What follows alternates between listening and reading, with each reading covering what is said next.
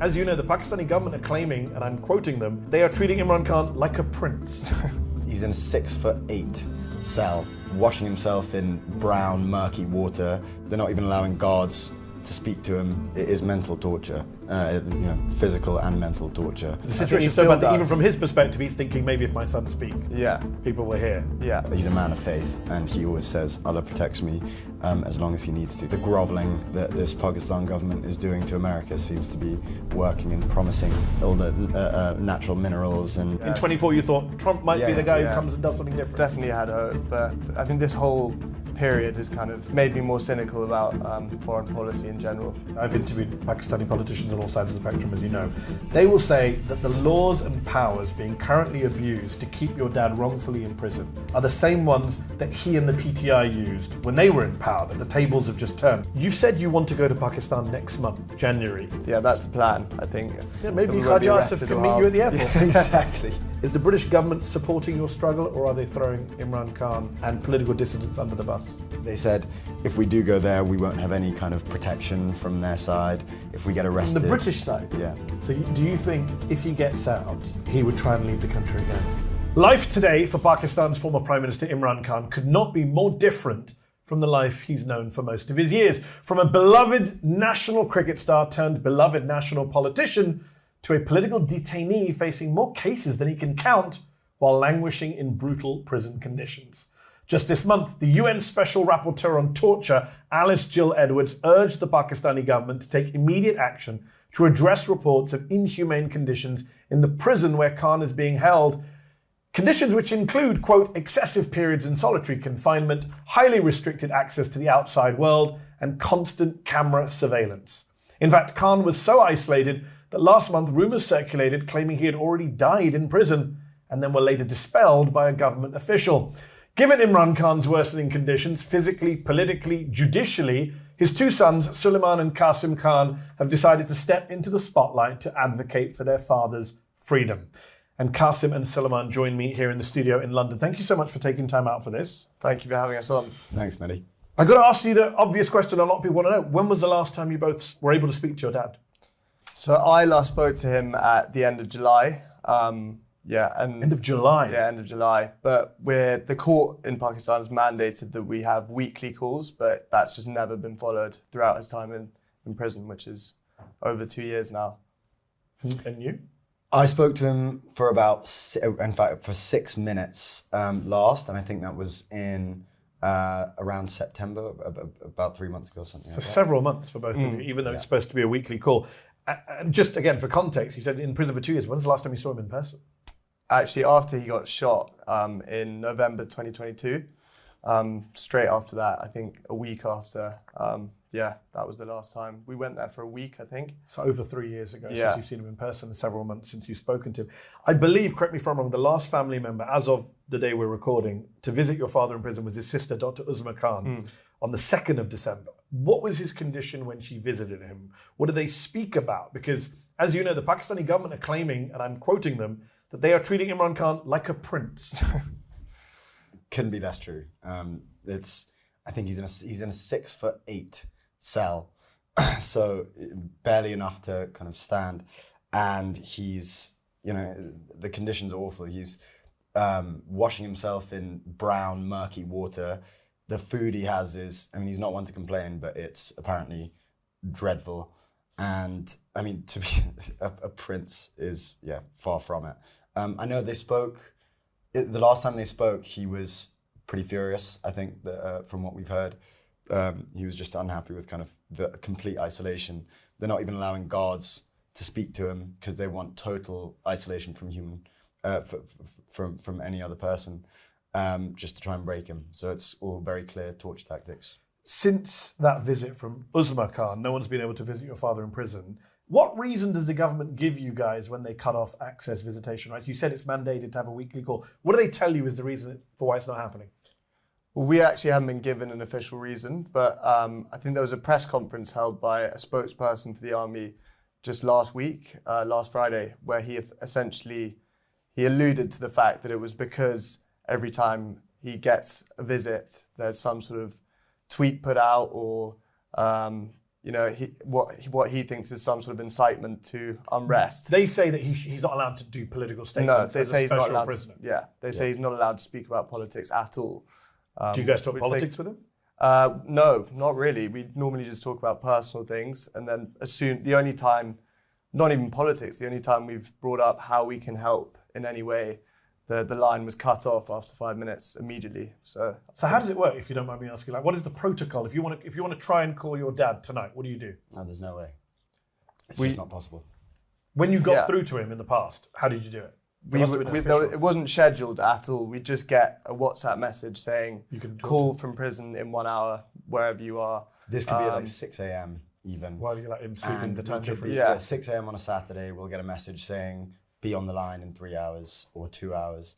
And we missed some, which were the most infuriating. Because you wake up and suddenly you have missed call from this random WhatsApp number, which we know is the WhatsApp number. So that's the kind of notice they gave you when they were allowing it, and now you're not even getting those messages. How much do you care about privacy or integrity in your news? Mainstream outlets are quick to drop their values the second profits are involved. That's why I started Zeteo. But we're not the only ones doing this work. Ground News gives you a complete view of how each story is being covered and who's funding the outlets. They compile 50,000 plus articles to deliver analysis without corporate filters. Look at this story about the TSA giving your data to ICE.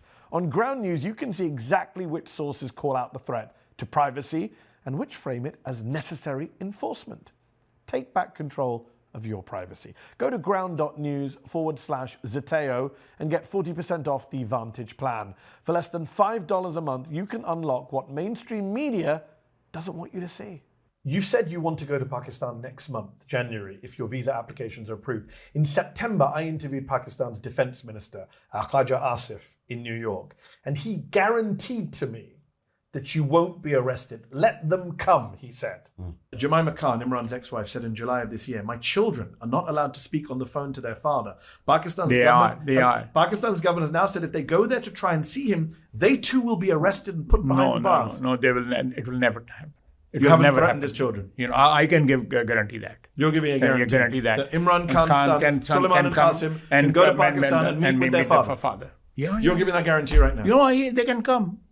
And they won't be arrested. They won't be detained. They won't be arrested. Harmed. They won't be harmed.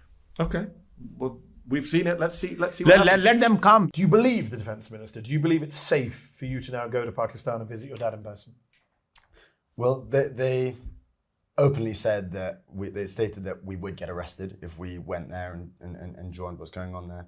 No, but the defense minister said to me, you won't be arrested. Exactly. So they've flipped on that. And now, I don't know, we'll see. But to be honest, I think now they've stated it a couple of times publicly.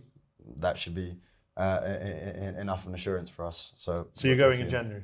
Well, if you get the visa?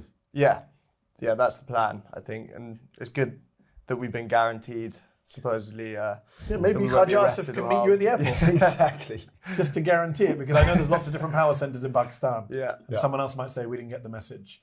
I was interested when he said that because it is a challenge, and I'm sure people will be worried about you guys going there because of all what's happened to the PTO. Not just Imran Khan, we should point out there are many members of the party who've been imprisoned, detained, house arrested, etc. Human Rights Watch has just put out a report recently about violence taken towards party members. Last month, of course, as you know better than me, rumours were swirling online claiming your father had died in prison. The rumours were later dispelled by the country's Information Minister Atullah Tarar, who said your father is hale and hearty. What was it like to wake up to online news, quote unquote, that your dad has died? I can't imagine what that must feel like. Yeah, it was incredibly stressful. I saw it on X pop up on my feed, and I kind of went on WhatsApp and asked my family members in Pakistan, is there any truth to this? And they were quite quick to try and reassure us and say, I'm sure they wouldn't touch him. But the reality was that they hadn't seen him for a whole month. They weren't allowed to see him for the whole month of November. So they couldn't actually confirm anything to us. But yeah. What was it like for you when you saw it? Got it. I mean, so it's hard to carry on with your normal life when you're opening your phone every time you go on Twitter or whatever, You're seeing kind of different news, his body being transported from the jail, and all of these reports. It's very hard to just carry on with your normal life when I'm sat at my office working, and then you have that in the back of your head, but you just try and get on with it. Do you trust Minister Tarar's assessment of your father's health, that he's hale and hearty? I hope it's true. I hope it is true. But in those conditions, at his age, it's hard to say really. But yeah, I hope it is true. He's mentally very, very tough, which always gives me confidence. If anyone could get through this, he can. But it is mental torture, physical and mental torture, and he's really having to kind of test his limits here. You mentioned the family WhatsApp group, people saying to you, no, they wouldn't do it to him. Alima Khan, Imran's sister, your aunt, tweeted last month that the only reason we believe him to be safe is because the authorities would not dare to hurt even a hair on Imran Khan's head. Do you agree with your aunt? I mean, maybe I find it. I have a slightly different opinion. What they're doing to him right now is it's torture. Maybe they're not directly, whipping him or whatever, but they are. The conditions he's in are completely inhumane. It's a torture tactic to not allow anyone to speak to him for this amount of time, to shut off electricity. 1 hour a day he's allowed outdoors. That is the definition of solitary confinement. I saw in the interview with Musharraf, he was saying... This is Musharraf Zaidi, the Prime Minister's spokesman. Sorry. Yeah. Yes. He stated that, it's not solitary confinement, all of this kind of stuff. 23 hours in a cell is solitary confinement. That's the definition of solitary confinement. And also, sorry, just to add on to that, according to the UN, I think over 15 days without being allowed to any visitations is considered solitary confinement, and he wasn't allowed any visits for the whole of November. So yeah, the UN Special Rapporteur has also obviously put out this report, which the Pakistani government are rejecting. As it stands, what do you understand to be your father's legal situation? I feel like I can't keep up. Like one case gets dropped, another one gets thrown at him. What time is he serving right now? What cases are pending? What charges is he facing? How would you explain it to someone who said, what's your dad on trial for? What's he charged with? I actually find it very hard to follow as well, because I think there's been over 200 cases now. And wow. Just every time these cases are overturned, more cases are filed. And they have them ready to go. Yeah, exactly. Because they don't want him out. Yeah. I think Amnesty International released a statement saying that the Pakistani government or establishment were using the legal system to keep him in prison. And additionally, going back to that interview with Musharraf Zaidi, he states that our father's had around 400 or something meetings with lawyers. He's calling those meetings, the court hearings themselves are what he's defining as those meetings. So the reason why he's having all of these meetings is because he's going to court, where not even going to court, the court is held in jail. Yes, wasn't there a judge who recently complained about the fact that he had to join via WhatsApp? Via WhatsApp, because they're not allowing him out of the cell. It's a strange way to have a free and fair trial. Exactly. And so all of those meetings with lawyers, they're within the confines of a court case. Your dad's been in prison since, I think, August of 2023. You both chose not to speak out about his detention at the time when it happened. But in May of this year, I think it was, that you first broke your silence for the first time. You've carried on doing interviews. You're doing this interview with me. What has made you want to speak out like this? We're private people. It's not that we chose not to speak online. We never would have spoken. We've never been political or spoken publicly about virtually anything. The situation right now is so desperate that we have to, we're forced to kind of take some kind of action, as opposed to feeling as helpless as we felt. Yeah. Did your father talk to you about doing media? Did you consult with him? Is this the right thing for us to do? Do you want us to do this? Yeah, well, we asked him before our first interview, and he said, yeah, do it if you feel comfortable, and just gave us a few pointers. Because in the past, I understand that he wanted to keep you out of politics. Yeah, exactly. But the situation is so bad that even from his perspective, he's thinking maybe if my son speak, people were here. Yeah, I think so. Have Pakistani media reached out to you? Would you be allowed on Not Pakistani? directly. Yeah, I know your dad's now banned from being on Pakistani media. Yeah, I doubt it, because his name's not even allowed. Well, if you go in January, I can assure you there'll be some microphones shoved in your faces. No. So, Qasim, you've previously said your father believes that he's grown more in these past 2 years than he has in the previous 20. How so? So he says he's grown spiritually and mentally. He says he's been strategizing for the past, especially for the beginning of the first 8 months. He said it was a gift being in there because he didn't have his phone, he didn't have people who were constantly at his door asking him for things, or he had full time to focus on what he could do to solve Pakistan's issues. And when he came into government in 2013, he was shocked by how entrenched the corruption was at every single level of every single industry. And so he was overwhelmed at the time. He has spent this time coming up with strategy. He spent this time meditating. He said he's found a kind of Zen state, essentially. He said there was a period where he went, I think he went 10 days in complete, there was one period where no electricity was in the room. No one kind of came through, and it was complete darkness. And he said in that period, the first 2 days were very, very difficult. But from there, he went into a kind of Zen state where he said they could have left me in there for a year and I would have been fine. So, and your dad is obviously known for being a very sociable person. He's obviously a politician. He was a famous sportsman. To be the Zen state is not something someone like him chooses. No. And he's an outdoorsman as well, naturally. So he hates being even confined to a city. So he's always wanted to live in, outside of urban areas. You mentioned strategizing. Is he using prison time to work out a plan to come back if he were to ever get out? Well, yeah, in his mind, he will be back, and he will be. He's the most popular candidate in Pakistan by a landslide. I mean, it's hard to describe how popular he is. True story. I'm here in London. I took an Uber to get to the studio. Uber pulls up outside. The guy said, "Oh, you're Mehdi Hassan. Oh, I love your stuff." I said, "Thank you very much. Where are you from?" He said, "Pakistan." I said, knowing that I was about to come interview you, I said, "What do you think of Imran Khan? Are you a fan?" And he goes, "Sir," I sound like Donald Trump now because his stories always start with "sir." He said, "Sir, I would give my life for him." And then he burst into tears. Swear, that's not happened to me in an Uber before. I thought, wow, that is like an interesting timing that this happened. People love your father in a way that most politicians don't command that kind of support.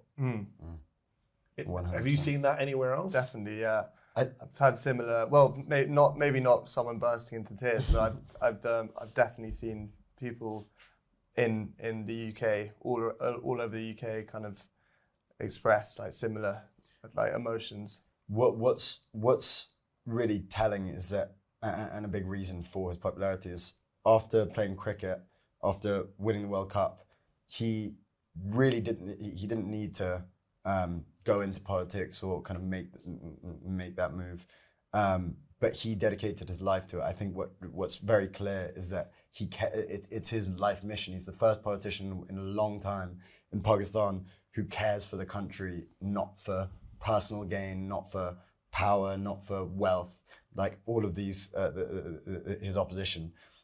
He has a single-minded goal to rid Pakistan of corruption. It's because he lived abroad, he lived in England, and he saw what a stable economy and government can be like.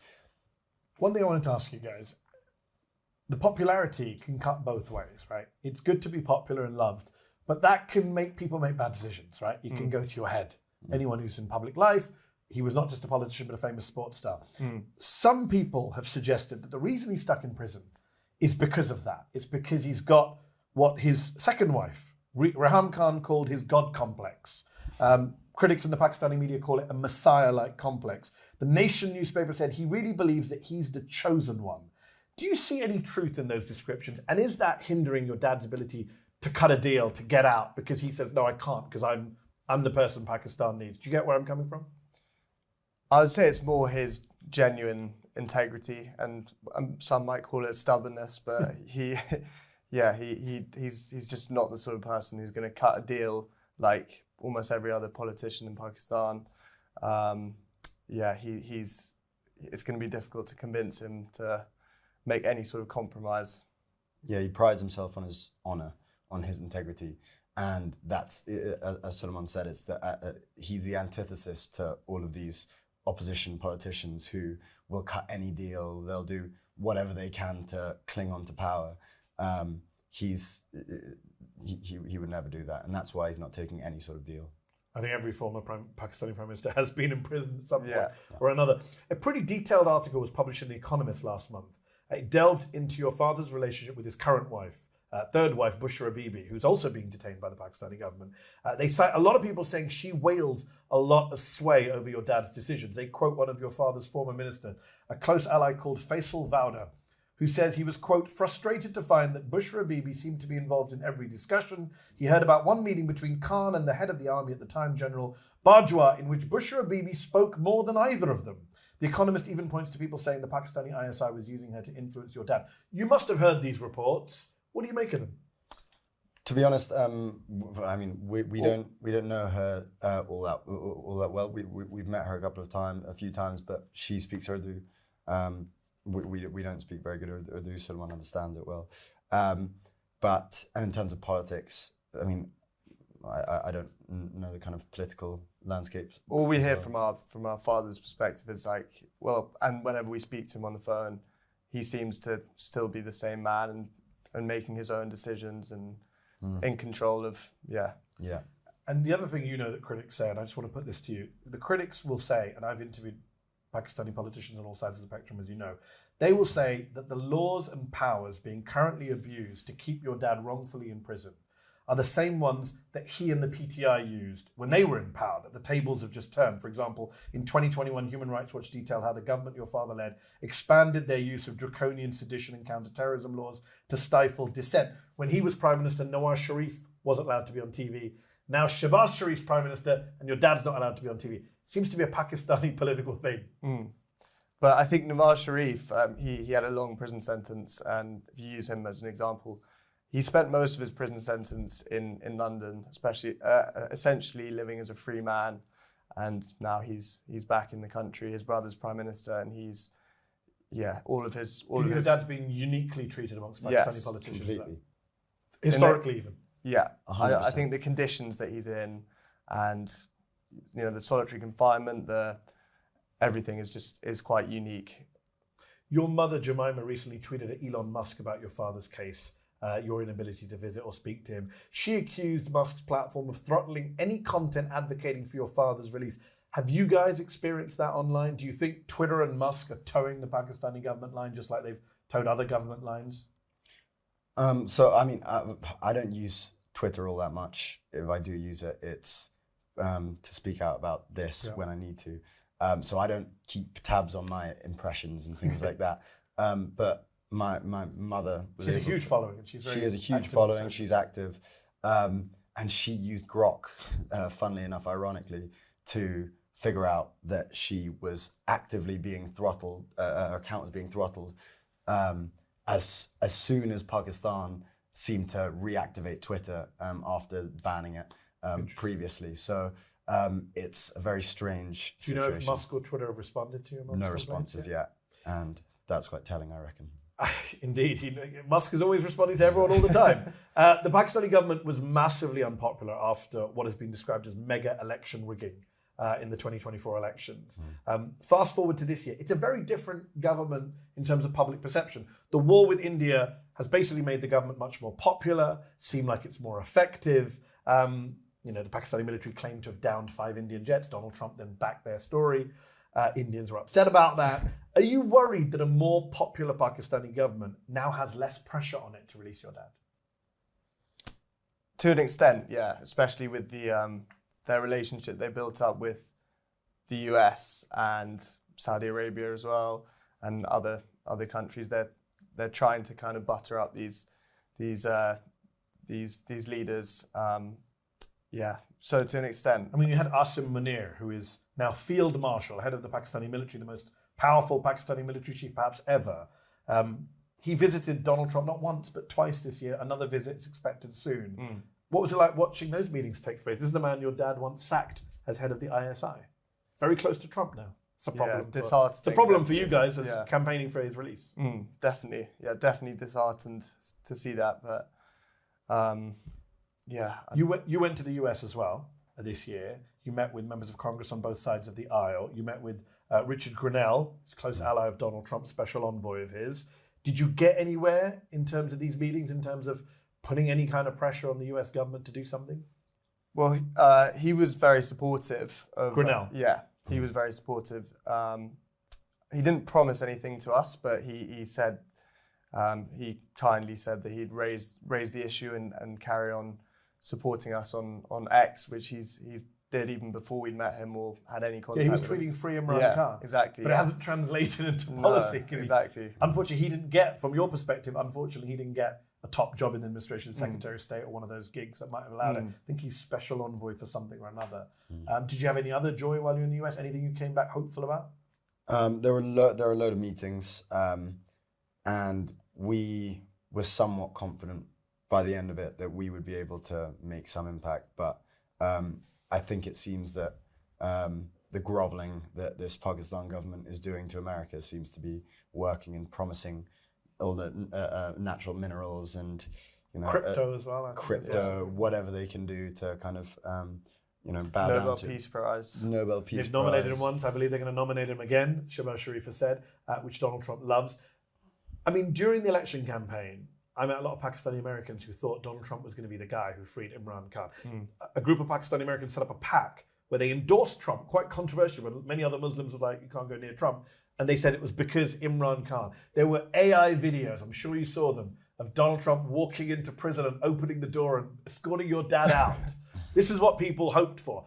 We don't look anywhere close to that right now. It looks like Donald Trump is actually pals with Munir and has no interest in doing anything for your dad.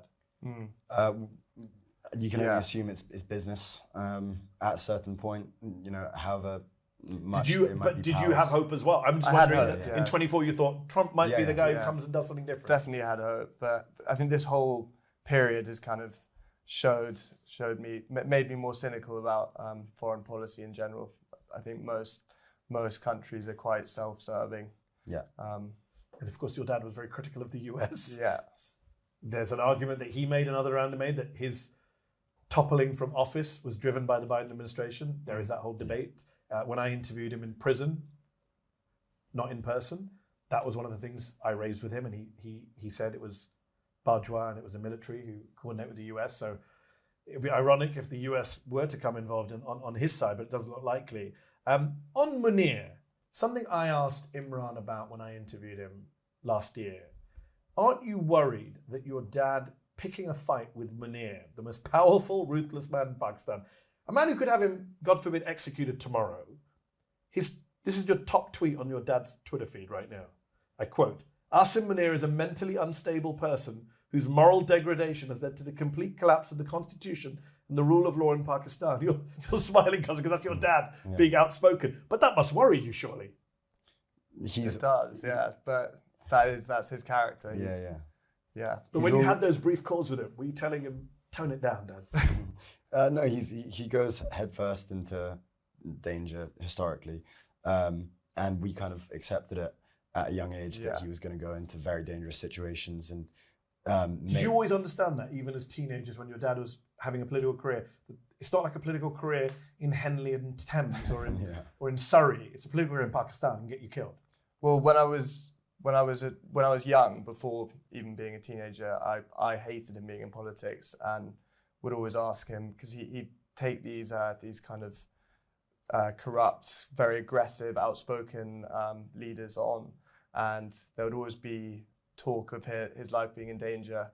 So I was always stressed about it, but I think we've just got used to it over 10, 15 years of his life being in danger. He's almost died twice. Yeah.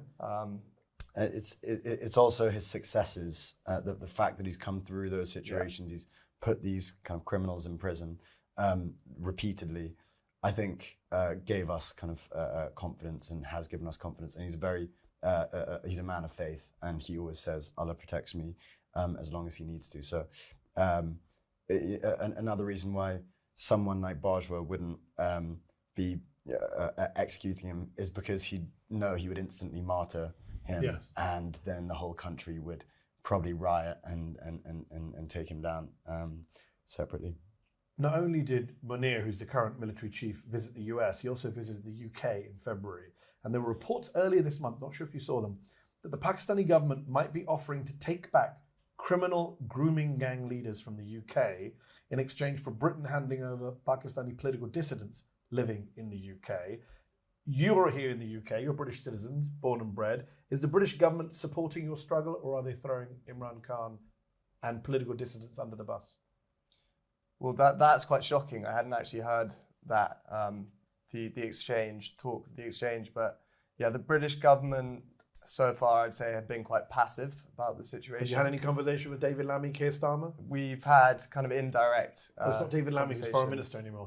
Yeah. Yvette Cooper. We have spoken to David Lammy though. Yeah, he was foreign secretary until very recently. You have spoken, but you don't think they're being active enough. Yeah, I would say that they're not being active enough. Why do you think that is? I think they don't want to, muddy their hands in any of this stuff. They urged us not to go to Pakistan. Next month, they're telling you not to go. Where this was a while this back. is before. Yeah. And they said if we do go there, we won't have any kind of protection from their side. If we get From arrested, the British side. yeah, no, nothing. But you're British citizens. What does that mean? Well, I mean, they said it is what it is. I mean, I can understand them saying, "Don't go. It's not safe. We can't." But you'd think the British government would look after two prominent British citizens who are going to see You their would. father, the former prime minister. You would. But this is the Labour government saying we can't offer you that kind of protection or guarantees. Yeah. Wow. If your father was offered a deal in exchange for being freed, something along the lines of stay out of politics, go live abroad, would you both advise him to take that deal? Well, as much as on a personal level, I'd love him to be here and love to see him, because it's been obviously 3 years now. I know that he'd be miserable if he couldn't be actively involved in politics. I think even if he was in exile, if he wasn't directly involved, he just wouldn't be happy, because he sees it as his mission. I remember he once said, I think a couple of times, he said he was laughing about English politics, and he was saying, I mean, if I was in English politics, I'd shoot myself in the head. It's so boring, because his life is, he enjoys the drama. where he lives in it, and I think he understands how much it's necessary, how much it's needed, and that's why I think he has the popularity he has, because it's not like England where a new government comes in and minor changes, our taxes slightly changes. Over there, the prime minister can be the difference between life and death for a lot of people. But I get that's his perspective, and you've made that clear very eloquently, that he's a man of principle, integrity. I've met the man, I know what you're talking about. He's clearly making sacrifices staying in prison. I get that. I'm asking about you guys. I get that you admire your dad, and you think this is what is good for him and this is what he needs. But as his sons, who haven't met him, I think you said 3 years in person, surely the sons in you would be like, just come to England and chill out with us and be safe. But yeah, we toy with the idea sometimes. It would be just amazing to see him, walking around in our uncle's house which is like this rewilded heaven that he would love. Just the idea of it is obviously amazing. It's idyllic. But I know that he would only be able to be there for a week or two before he would be fully depressed. So do you think if he gets out, he would try and lead the country again? Yeah, 100%. Yeah, he has a single track mind. And you both wouldn't be there saying, just let it go. No. You've done what you had to do.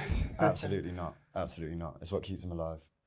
I've got to ask. I'm going to ask you, Qasim, this because I saw there's lots of deep fake videos doing around since your last interview. One of them has you claiming that you're going to go take part in Pakistani politics. Do you want to confirm or deny that deep fake? Yeah, I know. It's I don't know if they have enough footage of me, of my voice, because I come out with some kind of Australian, like Cockney twang.